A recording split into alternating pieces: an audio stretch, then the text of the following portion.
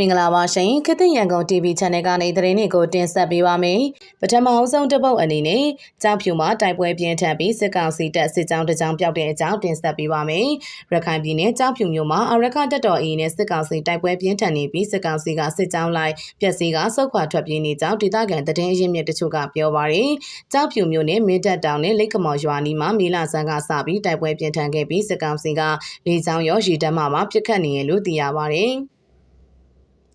်မင်းတပ်တောင်ကစစ်တပ်ရဲ့အဓိကစခန်းပဲအဲ့ဒီစခန်းကနေစစ်ကြောင်းထွက်လာလို့တိုက်ပွဲစဖြစ်တာဓမ္မ69ရဲ့စစ်ကြောင်း AA ရဲ့ဝိုင်းဘက်ပိတ်ဆို့တာခံရပြီးအဆက်အသွယ်ပြတ်တောက်သွားတယ်လို့သတင်းတွေရတယ်။တနက်တန်တွေကတော့ညဘက်တွေဆိုမြို့ပေါ်ကနေတောင်ကြားရတယ်လို့ဒေသခံတအုပ်ကပြောပါတယ်။လိတ်ကမော်ရွာနီမှာစခန်းကိုလည်း AA ကသိမ်းယူနိုင်ကြောင်းသတင်းများထွက်ပေါ်နေပါတယ်။ဒါပေမဲ့သတင်းဌာနကတီးခြားအတည်ပြုနိုင်ချက်မရှိပါဘူး။ရခိုင်ပြည်နယ်မှာ AA ကကြောက်ဖြူများအောင်စစ်တွေတို့သာသိမ်းပိုက်ဖို့ကြံရှိတော့ပြီးကြောက်ဖြူနဲ့စစ်တွေမြို့သိမ်းတိုက်ပွဲကို2025ဖေဖော်ဝါရီလကစပြီးအရှိန်မြင့်ခဲ့ပါတယ်။ပြီးခဲ့တဲ့မလလယ်ထိကြောက်ဖြူမြို့အနီး9မိုင်ခန့်ကွာမှာတိုက်ပွဲများပြင်းထန်ခဲ့ပြီး AA ကတညဝရီရေတပ်ဌာနချုပ်နီးကင်းစခန်းတွေကိုထိုးစစ်ဆင်တိုက်ခိုက်ခဲ့ပါတယ်။မလ28ရက်နေ့ကစကိုင်းငလင်ကြီးလောက်ခတ်ပြီးတဲ့နောက် AA ပါဝင်တဲ့မြောက်ပိုင်းမဟာမိတ်3ဖွဲ့က AB လ1ရက်နေ့မှာစတင်ပြီးတလတာတစ်ဖက်တန်းအပြည့်ရဲ့ကြောင်းကြီးညာပြီးရဲ့နောက်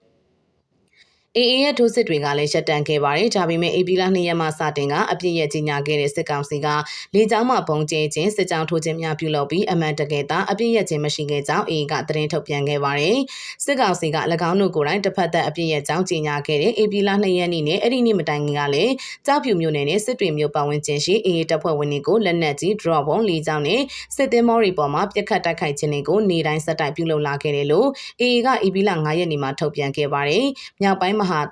ာမိတ်3ဖွဲ့ကမေလကုန်ထိအပြည့်ရဲ့ကြောင်းထပ်မံကြီးညာထားပါတယ်။စစ်ကောင်စီကလည်းမေလ6ရက်နေ့မှာမေလ31ရက်ထိကိုအပြည့်ရဲ့ဆဲကြောင်းထပ်မံထုတ်ပြန်ခဲ့တော့လဲတိုက်ပွဲဖြစ်ပွားခြင်းမရှိတဲ့ဒေသတွေကိုလေကြောင်းမှဖုံးကျင်းနေစေဖြစ်ပါတယ်။ AA ကအပြည့်ရဲ့မကြီးညာခင်ကကြောက်ဖြူစစ်တွေမြို့သိမ်းတိုက်ပွဲအပြင်ရခိုင်ပြည်နယ်နဲ့အဆက်ဖြစ်တဲ့အေရဝတီပဲခူးနဲ့မကွေးတိုင်းမှာစစ်ကောင်စီတပ်စခန်းတချို့ကိုတော်လိုင်းတပ်ဖွဲ့တွေနဲ့ပူးပေါင်းပြီးထိုးစစ်ဆင်တိုက်ခိုက်ခဲ့ပါတယ်။စစ်ကောင်စီတပ်ကလည်းလေကြောင်းတိုက်ခိုက်မှုတွေကိုအဓိကအသုံးပြုပြီးတိုက်ပွဲများဆက်တိုက်ဖြစ်ပွားနေပါတယ်။ AA က AB လ9ရက်နေ့နောက်ပိုင်းမှာတိုက်ပွဲချင်းတွေကိုသတင်းထုတ်ပြန်ခြင်းမရှိသေးပါဘူး။နောက်ထပ်တစ်ပုတ်အနေနဲ့တကုံမြို့သစ်ရှေ့ပိုင်းမြို့နယ်နဲ့စစ်မှုထမ်းဆင့်ခေါ်ခံရတဲ့အသက်23နှစ်အရွယ်မောင်ကျော်ကိုခန့်ကျိုးဆွဲချအဆုံးစီရင်တဲ့အကြောင်းတင်ဆက်ပေးပါမယ်။ရန်ကုန်တိုင်းတကုံမြို့သစ်ရှေ့ပိုင်းမြို့နယ်မှာစစ်မှုထမ်းဆင့်ခေါ်ခံရတဲ့အသက်23နှစ်အရွယ်မောင်ကျော်ကိုခန့်ကျိုးဆွဲချအဆုံးစီရင်သွားကြောင်းဒေသခံပြည်သူတွေကပြောပါရယ်။တကုံမြို့သစ်ရှေ့ပိုင်းမြို့နယ်အမှတ်8ရပ်ကွက်ဗရုံမာလန်အမှတ်424မြင်းဆောင်ခကွင်းမှာနေထိုင်တဲ့မောင်ကျော်ကိုခန့်ကိုမေလတွင်ဖွင့်လှစ်မဲ့စစ်မှုထမ်းပတ်စင်73အတွက်စစ်မှုထမ်းဖို့ဆင့်ခေါ်ခံရကြောင်းဒါကြောင့်မေလ6ရက်နေ့မနက်ပိုင်းကိုကျိုးဆဲချတက်တည်သွားကြောင်းသိရပါတယ်။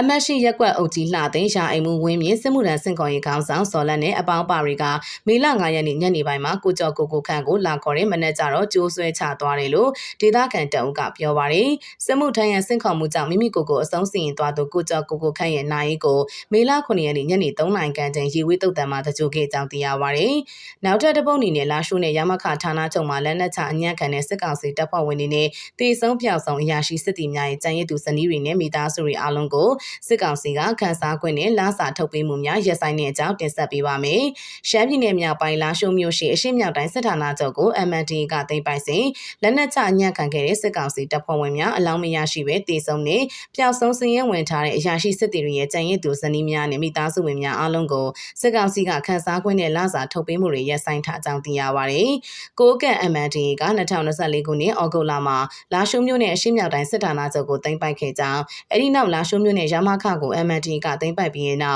်လွတ်မြောက်ခဲ့ကြတဲ့ကျန်းရည်သူမိသားစုတွေနဲ့ဇနီးတွေကမိုင်းရံနဲ့တန်ရန်မှာအခြေစိုက်တဲ့တပ်များနဲ့တပ်ရရှိတွေထက်ကိုဆက်သွယ်သတင်းပေးပို့ခဲ့ကြကြောင်းလာရှိုးနဲ့ရမခကြားဆောင်ပြီး2လအကြာ2024ခုနှစ်အောက်တိုဘာလမှစတင်ပြီးတေဆုံးပြဆုံးနဲ့လက်နက်ချအညံ့ခံခဲ့ကြတဲ့ကျန်းရည်သူဇနီးတွေနဲ့မိသားစုဝင်တွေကိုခန်းစားခွင့်လစာတဝက်ကိုစစ်ကောင်စီကထုတ်ပေးခဲ့ကြောင်းသိရပါတယ်။ကိုအမျိုးသားရဲ့လစာတွေကိုကျန်းရည်သူဇနီးနဲ့မိသားစုတွေကို2နှစ်အောက်တိုဘာလကပြန်စထုတ်ပေးတဲ့အပြည့်တော်မရဘူးမူလလစာရဲ့တဝက်ကိုပြီးတဲ့တချို့တက်တွေတော့လူကြီးကောင်းရင်အပြည့်ရတယ်အဲ့ဒါအခုမရတော့ရှက်သွားပြီဘာလို့လဲလို့မေးတာလည်းမရဘူးတချို့ကလစာထုတ်မရတာ4လလောက်ရှိပြီတချို့ကတော့မက်လာနဲ့အေဘီလာကစပြီးထုတ်ခွင့်မရတော့ဘူးတရင်ဘက်ကတော့လူကြီးတွေကရက်ခိုင်းတာလို့ပဲပြောတယ်အရာရှိရောစစ်တီရောအကုန်ဘာမှထုတ်ခွင့်မပြီးတော့ဘူးလို့လာရှိုးမြို့မှာပျောက်ဆုံးနေတဲ့စစ်ကောင်စီတပ်ဖွဲ့ဝင်တက်ချက်ကြီးတအုပ်ရဲ့ဇနီးကရှင်းပြပါတယ်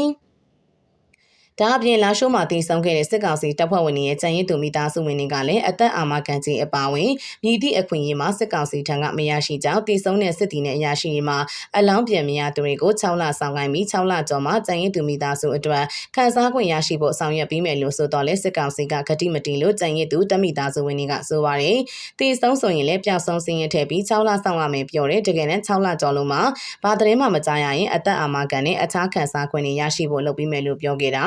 အခု6လကျော်တဲ့ပြင်8လတည်းတောင်ဝင်လာပြီးဘာမှလည်းလုပ်မပေးဘူးဘာမှလည်းအကြောင်းမကြားဘူးသွားမင်းရင်လည်းလုံနေတယ်ပဲပြောတာလို့လာရှိုးမြို့အခြေဆိုင်ထောက်ပို့တက်626မှာစစ်တီတပ်ဦးရဲ့မိခင်ကရှင်းပြပါတယ်လာရှိုးအရှင်းမြောက်တိုင်းစစ်ဌာနချုပ်သိမ်းပိုက်ခံရတဲ့တိုက်ပွဲမှာခုခံတိုင်ရင်ပျောက်ဆုံးတည်ဆုံဖမ်းဆီးခံခဲ့ရတဲ့စစ်တပ်အရာရှိစစ်တီများရဲ့ကြံရည်သူမိသားစုတွေနဲ့ဇနီးတွေမှာနေစရာလိုင်းကလည်းမရရှိပဲပြင်ပမှာအလွန်ဆင်းရဲဒုက္ခကြီးစွာနေထိုင်နေရကြောင်းဒါကြောင့်စစ်ကောင်စီခေါင်းဆောင်မင်းအောင်လှိုင်ထံကိုအသနာခံစာများအကြိမ်ကြိမ်တင်ပြကြတော့လဲတစုံတရာထူးခြားလာခြင်းမရှိကြောင်းကြံရည်သူမိသားစုတွေကဆိုကြပါတယ်အခုခါတရုတ်နိုင်ငံရဲ့ဂျားဝင်ဆက်ဖက်မှုနဲ့စစ်ကောင်စီကလာရှုမြို့ပေါ်စနေရက်ကွက်ကို MND ထံမှပြန်လည်ရယူထားပြီးဖြစ်ပါတယ်